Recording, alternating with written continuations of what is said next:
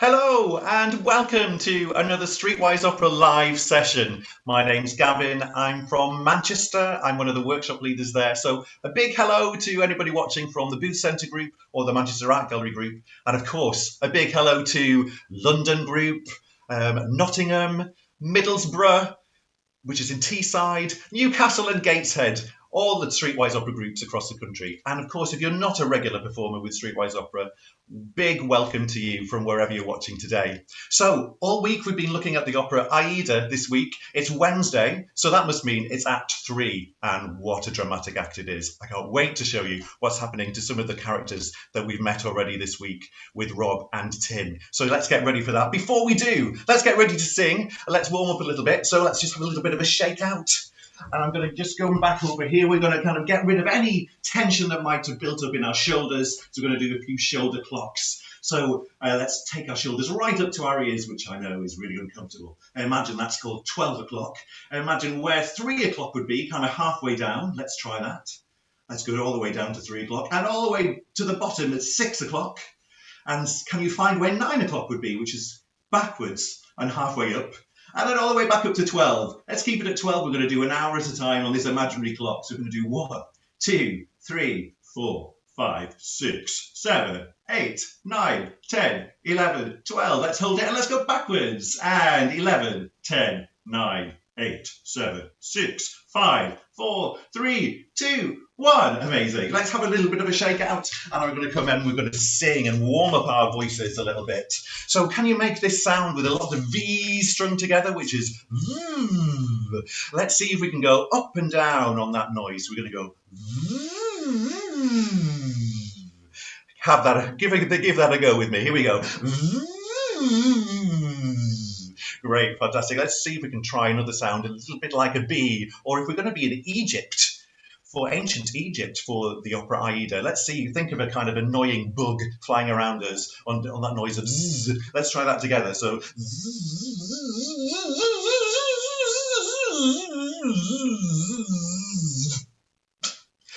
and let's see if we can try on a lip trill, which is a bit like a horse sound. That kind of sound. Let's try that together. And we're going to start low, go high, maybe do a figure of 8. Let's try that sound. Great. We're going to sing on those sounds like we did last week. We're going to sing on V, first of all. It sounds like this, the tune.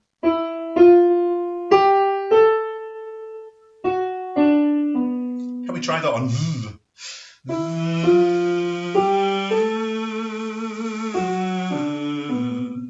Great, let's go a little bit higher. Let's warm our voices up a little bit. Can we try this on a lip trill this time? Let's try that on a lip trill. And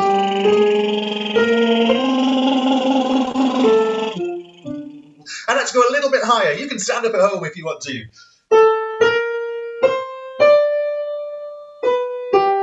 Let's try that on a lip trill.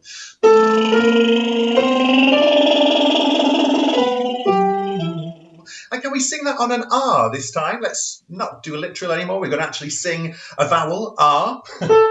R. Try that with me. R.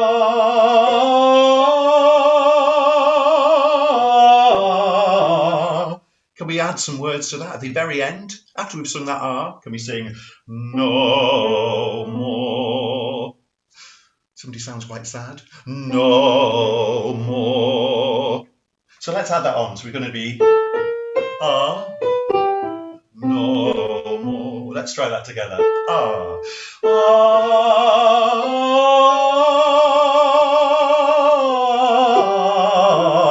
no more. And we'll find out who is singing that later on. Fantastic. Oh, Anita, hello in the chat. I can see that you said, great to see you. It's great to have you with me. Thank you, Anita. And welcome to everybody else who's watching. We're going to do the amazing warm-up song that Tim from Nottingham has composed for us, especially this week, with using themes from the opera. And I think you should recognise the tune now at the beginning. It sounds like this. But, oh, poor unlucky Aida. I know you've got the words on your screen as well. So sing along with me. Hopefully you recognise the first bit that's been going on all week. So it sounds like this.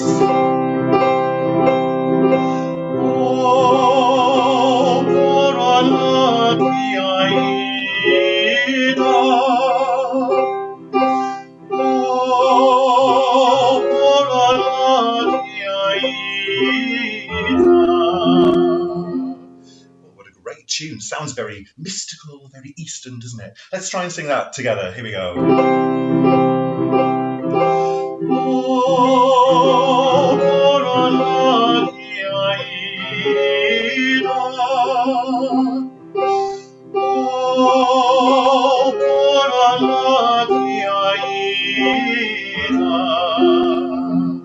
So we get to know a little bit of the plot now, what's going to happen in this exciting Act 3 of Aida. So let's see if we can put some actions to it to help us remember the words. I know you've got them on your screen, but actions always help me to remember it. So we've got now Radames as Pharaoh. Radames, if you've been watching the last few days, is the hero of Egypt. He's the captain of the army, and he's just defeated the Ethiopian army. Yeah, so he's very brave, a captain of the army. So he's now been promoted to Pharaoh because he defeated the Ethiopians. So that's a great thing for him. Or is it? Let's find out in a minute. So here's the tune. Now Radames as Pharaoh. A bit like a scale going up. Let's try that with Radames as our action, our little pose for Radames, brave soldier. Now Radames as Pharaoh. Great. Next bit. Must wed Princess Amneris. That's my little pose for Amneris. I don't know why. I think that maybe she enjoys a little bit of a dance, an Egyptian dance, and that's my move for an Egyptian dance. You might have a better one than that. She's always dressed really extravagantly, lots of rich golds and jewels, I can just imagine her. And she's a little bit of a jealous lady, is Amneris. Princess Amneris. She's an Egyptian princess, very well off. So Radames as Pharaoh must wed Princess Amneris. So let's put those little poses in to get us into these characters. Now Radames as Pharaoh. Here we go. Now Radames as Pharaoh must wed Princess Amneris. With me so far? Although it's with Aida he would tie the knot.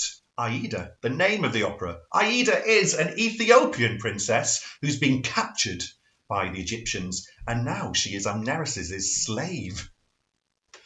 Poor Aida. So I think Aida in this opera spends a lot of time clutching at her chest because she's quite sad. So that last bit sounds like this. Although it's with Aida he would tie the knot. Radames is in love with Aida. Amneris is not very pleased about that.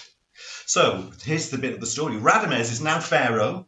He's going to wed Princess Amneris tomorrow, but actually Radames is still in love with Aida.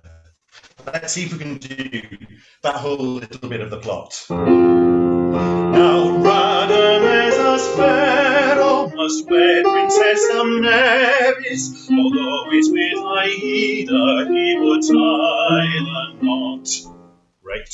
Fantastic. So the next bit, Aida's scheming father, I'm doing this because he's called Amanazuro, and he's in disguise at the minute. Nobody knows that he is Aida's father and the king of Ethiopia. They've captured him, but nobody knows who he is. So that's why I'm doing this little bit of kind of, you imagine the cloak that he's wearing in disguise. Yeah? So I'm going to sing that bit. Aida's scheming father wants him to spill his secrets, wants Radames to spill his secrets, and we'll find out what secrets they are in a little while. Yeah, so let's try that bit again. Aida's scheming father, Amanazro. Aida's scheming father wants him to spill his secrets. Another character, but Ramphis. Ramphis is the chief of the Egyptian priests. He's quite powerful. He's kind of in second in command to the king. So he's also in charge of the security, the guards, the police. He's not somebody you want to cross. Yes, so Ramphis, I'm doing a little praying action, or you could do an ancient Egyptian kind of prayer action. Up to you. I'm sure you'll come up with a much better one than that. Yeah, so, but Ramphis and Amneris foil his secret plot. Ooh. That doesn't sound very good for Radames or Amanazro or Aida. Let's find out. Let's see if we can do that whole thing from now Radames as Pharaoh with our actions, yeah? Good luck. Here we go. Now Radames as Pharaoh must wed Princess Amneris, although it's with Aida he would tie the knot. Aida's scheming father wants him to spare his secret, but Ramphis and Amneris spoil his secret plot. Let's finish it off with our poor Aida. Oh, poor unlucky Aida. Oh, poor unlucky Aida. So we'll find out what happens with this plot in 1 second or two. So, the beginning of this opera is set by the banks of the River Nile. It's night time. It's quite a heady, warm evening. There's not much of a breeze. You can hear some sounds, some chanting coming from a temple. So why are people in the temple? Well, Amneris, Ramphis, and all the priests and priestesses are in there doing a big ceremony for Amneris' wedding to Radames tomorrow morning. So they're all in there. So we can hear, imagine you can hear all that chanting coming over the breeze, the slight breeze by the edge of the River Nile. So who is outside of the temple near the bank of the River Nile? Why, it's poor Aida. This is my costume. I know you've been thinking about your costume ideas for Friday, your kind of costume parade on Friday after the session. I've just got a big old scarf, and I think it's quite handy for Aida. You could also have it as Amanazaro to hide behind. Anyway, this is my bit. This is my costume.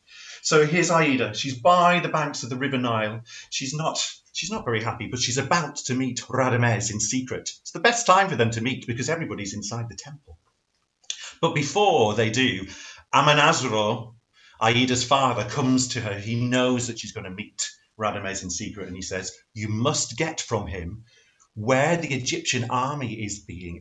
Where are the Egyptian army right now, so that we can escape, and also I've got the upper hand and I can maybe defeat the Egyptian army. Well, Aida's not very pleased with that idea because it would get Radames into a lot of trouble, but he says, you've got to do it for king and country, her father as well, so she agrees. So then he goes and hides. So if you were directing this scene, we're by the banks of the River Nile. There might be the odd palm tree about. There's a temple to the goddess of Isis nearby where we can hear all the chanting coming from. Where would you put Amanazaro to hide? I want you to type into the chat your suggestions. And while we learn this next lovely bit of Aida's song, I want you to kind of think about where Amanazaro in disguise might be hiding all this time. Yeah? So let's come back to you in a little while. We're going to learn this song that Aida is singing while she's waiting for Radames. She's thinking about her own country, Ethiopia. And in Italian, my country is Patria mia. Can we say that together? Patria mia, in a very operatic, over-the-top way. Patria means country, mia, mine. And because she's really sad, she says, oh, patria mia. So can we say that together? Oh, patria mia, which means, oh, my country. She sings those words a lot in this song. So it sounds like this. Oh, patria mia, never will I see again. She's not very happy, is she? Oh, patria mia, never will I see again. And it's opera. We sing it twice. So let's sing that together. Oh, patria mia, never will I see again. Let's sing that together. Here we go. 1, 2, 3. Oh, patria mia, never will I see again. We repeat it. Oh, patria mia, never will I see again.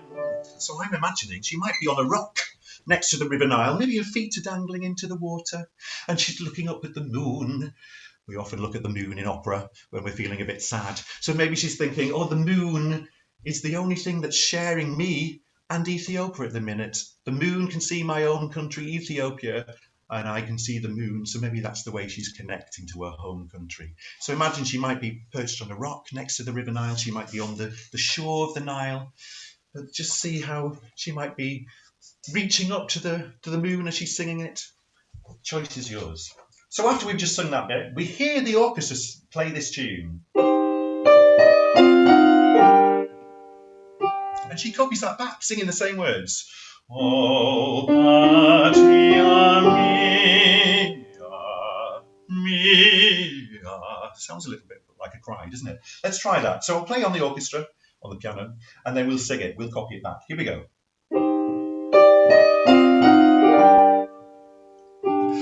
Oh, patria mia, no more, no more. Again, she's not very happy. Oh, patria mia, no more. She sings no more to this tune. No more. Sing that with me. No more. Great.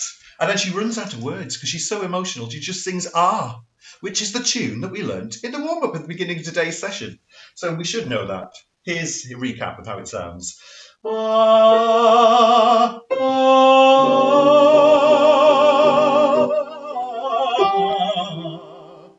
Sing that with me.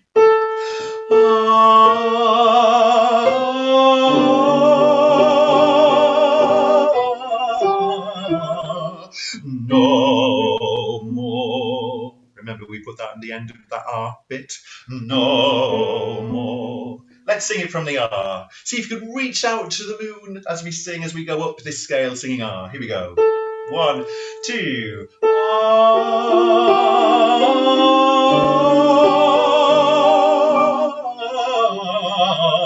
No more. I'll finish off what she sings.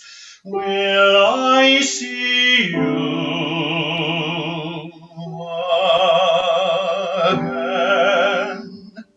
She's not very happy. Let's see if we can do that whole piece where she's sat by the River Nile, looking up at the moon. Reach out to the moon whenever you feel like it. She might be dripping some of the water from the River Nile between her fingers.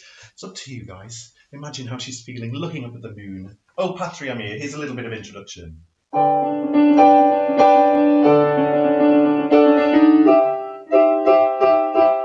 Patria mia. Oh, patria mia, never will I see again. We sing it again.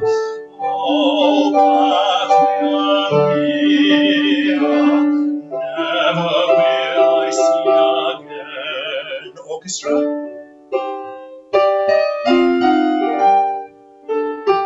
We sing. Oh, patria mia. No more, no more,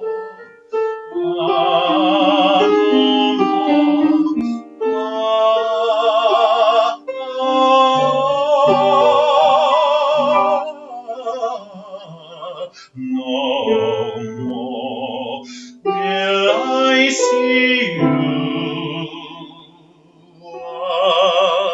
again. She's really unhappy. Poor Aida. She's really unhappy. But just as she's losing that mood and she's feeling a bit down, who appears but Radames? And he says, "Oh, my beautiful Aida, I can't wait to see you. It's brilliant. I love you. I still love you. I don't want to marry Amneris tomorrow morning." She takes a little bit of convincing, but then she says, "Yes, of course, I love you too, Radames." So they plan that they're going to escape together. Brilliant. They're just about to whiz off. But Aida remembers what her father said, and she says, "Just before we escape, which route shall we take to avoid your army?" And he says, "Well, my army's over there in that valley, so if we go this way, we'll be fine." So at that moment, Amonasro comes out of hiding. So let's find out where your ideas are that he might have been hiding this whole time while she's been singing that a lovely song and then having a duet with Radamez. Amazing. Let's have a look.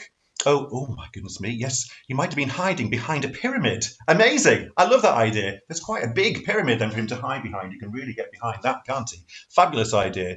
Louise Brooke, behind one of the pillars. Hello, Louise. I love that idea. That's a bit brave, isn't it? So all Amneris and all the priests, Ramphis and everybody, are in the temple, and he's going to hide behind a pillar.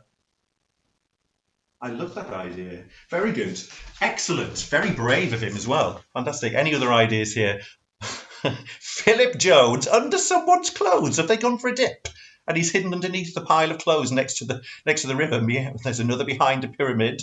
Lovely. Fantastic. Hiding behind an acacia or tamarisk tree from Nottingham Streetwise. Well, that's very posh, isn't it? I love that idea. Great. Maybe he's just parting some of the fronds. Absolutely. Great. So he's come out of hiding. So Radamez now says, I can't believe you've tricked me. A, your father is the king of Ethiopia. You've not told me all this time. And we've been kind of, seeing each other behind Amneris's back. But, so he's not only the king of Ethiopia, he's your father, and I've just given him my military secret to where my army is. I'm not best pleased. In fact, he says, my name's going to be Mud. I'm going to be a traitor for your love. That's what he says. He's not best pleased. But who should overhear this conversation as they're coming out of the temple? Why, of course, it's Amneris, and she calls him a traitor. She calls him a traitor in Italian, which is traditor. So let's see if we can do that with a big rolled R at the beginning of the word and another one at the end, just for good measure. So traditor. Let's say that together. 1, 2, 3. Traditor. Absolutely. And I think she would point directly at him because she's very jealous. Not only has he betrayed the whole of Egypt, but he's also betrayed her because he's supposed to be marrying her in the morning, and she's just caught him with Aida giving in a military secret to her father, who happens to be the king of Ethiopia. It's quite a plot, isn't it? So let's see if we can sing it and point dramatically at the same time. It sounds like this. Traditor! Let's try and sing that together. 1, 2, 3. Traditor! Fantastic. So she sings that as she comes out of the temple. Here's this music. Let's sing it together. Traditor. Point at Radamez. 1, 2, 3. Traditor.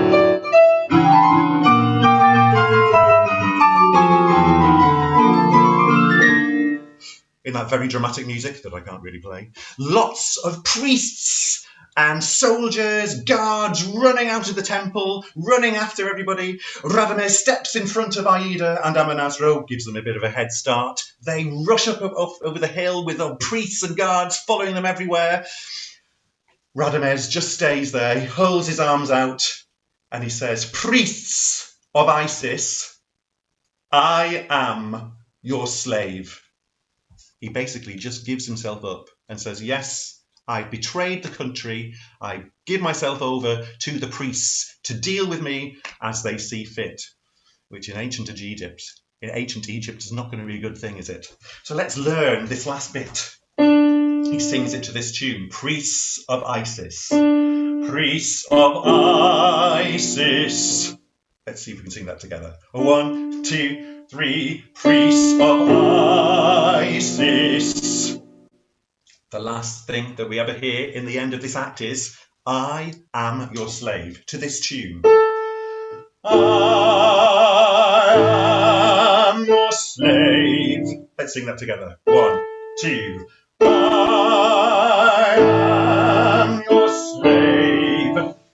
Let's see if we can go from traditor, Amneris, pointing, and then we'll sing priest of Isis, I am your slave, as Radamez, holding his hands out. That's our kind of second pose of the act, our final pose of the act, him giving himself up. Let's go from traditor, pointing as jealous Amneris. 1, 2, 3, traditor.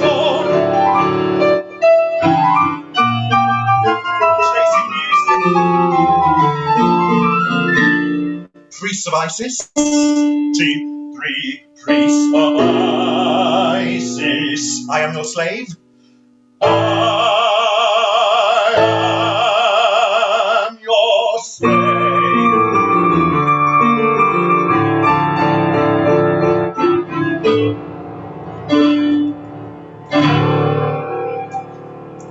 Curtain. End of Act 3.